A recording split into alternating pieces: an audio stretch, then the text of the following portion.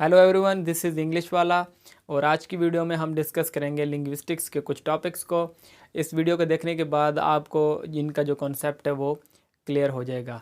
चलें, सबसे पहले हम देखेंगे नंबर 1 पे जो है वो हमारे पास है डिस्क्रिप्टिव लिंग्विस्टिक्स। इसको सिंक्रोनिक लिंग्विस्टिक्स भी कहते हैं।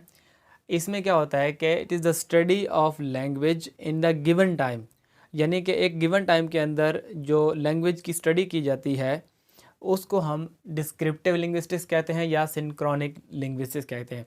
अब वो टाइम जो है वो पास्ट का भी हो सकता है, प्रेजेंट का भी हो सकता है, लेकिन एक ख़ास टाइम पीरियड में, एक स्पेसिफिक टाइम पीरियड में जब स्टडी की जाती है एक लैंग्वेज को, तो उसको डिस्क्रिप्टिव या सिंक्रोनिक लिंग्विस्टिक्स कहते हैं।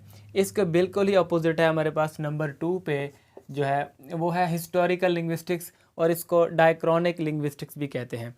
इसमें क्या होता है कि स्टडी किया जाता है लैंग्वेज को, कि how language change time to time, period to period. तो जो है हिस्टोरिकली लैंग्वेज कैसे चेंज होता रहता है एक टाइम से दूसरे टाइम, एक सेंचुरी से दूसरे सेंचुरी में, तो उन चेंजेस को, उन पैटर्न्स को देखा जाता है। तो इस चेंज को या इस स्टडी को हिस्टोरिकल लिंग्विस्टिक्स या डायक्रॉनिक लिंग्विस्टिक्स कहते हैं। आई होप कि ये दोनों आपको क्लियर हैं। नेक्स्ट हमारे पास है कंपैरेटिव लिंग्विस्टिक्स। कंपैरेटिव लिंग्विस्टिक्स क्या होता है कि टू डिफरेंट लैंग्वेजेस को, या हो सकता है दो से भी ज़्यादा लैंग्वेजेस को एट अ टाइम स्टडी किया जाता है, कंपेयर किया जाता है उनको, उनकी सिमिलैरिटीज़ देखने के लिए या एक दूसरे के ऊपर इन्फ्लुएंस देखने के लिए। तो कंपैरेटिव लिंग्विस्टिक्स में ये जो है स्टडी किया जाता है। मिसाल के तौर पर उर्दू और फ़ारसी। अब जब दो लैंग्वेजेस को एट अ टाइम स्टडी किया जाता है ये देखने के लिए कि भी फ़ारसी का उर्दू पे कितना इन्फ्लुएंस था, कितने वर्ड्स फ़ारसी से यहाँ निकल के उर्दू में आए, तो इनका जो कंपैरिजन है एट अ टाइम दोनों लैंग्वेजेस को जब स्टडी किया जा रहा था, ये होता है हमारा कंपैरेटिव लिंग्विस्टिक्स। आई होप कि अब आपको क्लियर हो गया होगा। अब हम नेक्स्ट चलते हैं नंबर 4 पे, langue and parole. Very important. Langue and parole ये जो है स्विस लिंग्विस्ट थे एक, फर्डिनेंड डी सॉसर, उन्होंने ये कॉन्सेप्ट दिया था लैंग एंड पैरोल का। सबसे पहले हम लैंग को समझते हैं, फिर पैरोल को। लैंग क्या है? ये ओवरऑल जो है एक लैंग्वेज के रूल्स एंड ग्रामर, सेंटेक्स, जो जो चीज़ें होती हैं, एक प्रॉपर एक लैंग्वेज होता है, ये उसको हम कहेंगे लैंग। अब पैरोल क्या होता है कि एक्चुअली में वो लैंग्वेज किस तरह यूज़ हो रही है, जो डिफरेंट कम्युनिटीज़ में इंडिविजुअल्स उसको कैसे यूज़ कर रहे हैं, किसी ग्रुप्स में कैसे यूज़ हुआ जा रहा है, या किसी स्पेसिफिक एरिया में कैसे यूज़ हो रहा है, वही लैंग्वेज है, लेकिन उसका स्टैंडर्ड यूज़ नहीं हो रहा। और एक्चुअली में जो है रियल वर्ल्ड जो लैंग्वेज है वो किस तरह यूज़ हो रहा है, वो हमारा होता है पैरोल। ठीक है, ये एक्चुअली लैंग्वेज जिसके रूल्स एंड रेगुलेशन पूरे एक फॉर्मल लैंग्वेज है, स्टैंडर्ड के साथ पूरी लैंग्वेज है, लेकिन पैरोल में क्या हो रहा है, एक्चुअली में वो लैंग्वेज किस तरह यूज़ हो रहा है उसको पैरोल कहते हैं। और लैंग्वेज है किस तरह एक्चुअली में, तो वो है लैंग। आई होप कि यहाँ पे आपको क्लियर हो रहा है। फॉर एग्जांपल, अब जैसे इंग्लिश है, अब अंग्रेज़ों की जो बनाई हुई इंग्लिश है, एक स्टैंडर्ड इंग्लिश, उन्होंने हमें ग्रामर भी दिया है, उन्हें हमें रूल्स भी दिए हैं, वोकैबुलरी भी दिया है, हमें सब कुछ दिया, सिंटैक्स, लेकिन क्या हम वो सारी चीज़ें एज इट इज़ कर रहे हैं? नहीं। हम क्या कर रहे हैं कि हम जितनी हमें आती है हम उस हिसाब से बोल रहे हैं, ग्रामर जितनी हमें ज़रूरत है उस हिसाब से हम उसको यूज़ कर रहे हैं, यानी कि हम काम चला रहे हैं।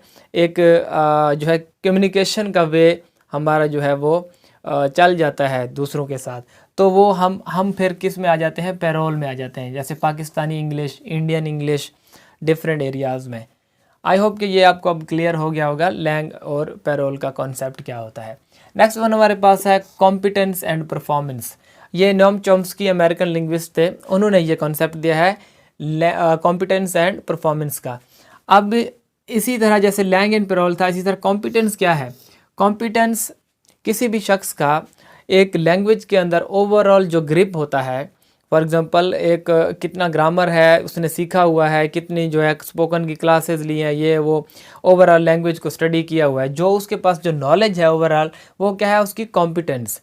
और एक्चुअली में वो कितना परफॉर्म कर रहा है किसी भी सिचुएशन में, कैसे बोल पा रहा है, कैसे लिख पा रहा है, वो उसका परफॉर्मेंस है।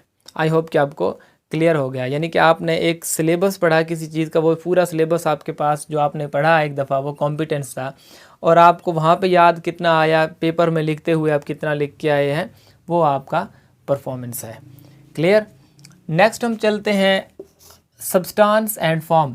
अब ये क्या होते हैं सब्सटेंस एंड फॉर्म? ये सिंपली अगर मैं बताऊं कि आप किसी भी लैंग्वेज के अंदर आपके जितने भी साउंड्स हैं, पैटर्न्स हैं, जो सारे जो है वो आपके सब्सटेंस चीज़ें हैं, लेकिन जब उनको एक अरेंजमेंट करके एक मीनिंगफुल सेंटेंस बनाया जाए, पैराग्राफ बनाया जाए, वर्ड्स बनाए जाएं, वो होती है उसकी फॉर्म। ठीक है, जब उस लैंग्वेज को शक्ल दी जाती है।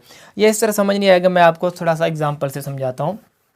फॉर एग्जांपल वुड यानी लकड़ी जो है वो क्या है, हमारा सब्सटेंस है। ठीक है, अब ये रॉ फॉर्म है, लेकिन इससे जब हम काट के उसको शेप दे के एक चेयर बना दें तो ये हमारी फॉर्म हो जाएगी।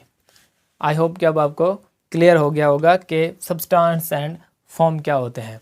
अब हमारे पास लास्ट पॉइंट रह गया है, लास्ट बट नॉट लीस्ट। इसको अपने गौर से सुनना है, ठीक है, तब आपको ये सही से समझ आएगा। सिंटैग्मेटिक और पैराडिग्मेटिक, अब ये क्या होते हैं? देखें, किसी भी लैंग्वेज के अंदर जब हम स्ट्रक्चर वाइज लैंग्वेज को तरतीब देंगे सेंटेंसेस को, तो वो होगा हमारा सिंटैग्मेटिक, और अगर मीनिंग वाइज हम तरतीब देंगे तो वो हमारा होगा कौन सा? पैराडिग्मेटिक।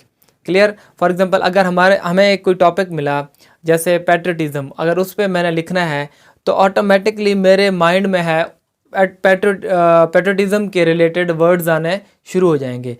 जो रिलेटेड वर्ड्स खुद ब खुद निकलेंगे वो पैराडिग्मेटिक में जाएंगे, और जो मैं एक स्ट्रक्चर बना के सेंटेंस स्ट्रक्चर बनाऊंगा यहाँ पे, वो होगा मेरा सिंटैग्मेटिक। मैं एग्जांपल से समझाता हूँ, ऐसे समझ नहीं आएगा।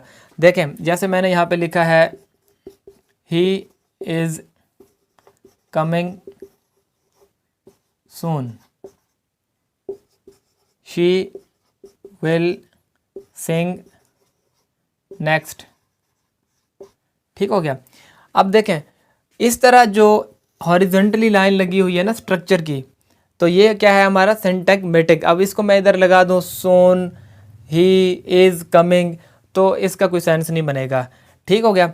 और अगर इस तरह वर्टिकली देखें तो ये देखें, ये तकरीबन मिलते जुलते मीनिंग इनके निकल रहे हैं। ठीक है, ये वर्टिकली यहाँ देखें सून, नेक्स्ट, यहाँ वर्ब आ रहा है कमिंग, सिंग, हेल्पिंग वर्ब है इज़, विल, और यहाँ पे प्रोनाउन आ रहे हैं ही, शी। ठीक है, तो इस अरेंजमेंट को, वर्टिकली जो अरेंजमेंट है, इसको क्या कहते हैं? पैराडिग्मेटिक। और ये जो वर्टिकली है, सॉरी हॉरिजॉन्टली है, इसको क्या कहेंगे? सिंटैग्मेटिक। क्लियर। आई होप कि अब आपको इनके जो है कॉन्सेप्ट थोड़े से क्लियर हो गए होंगे।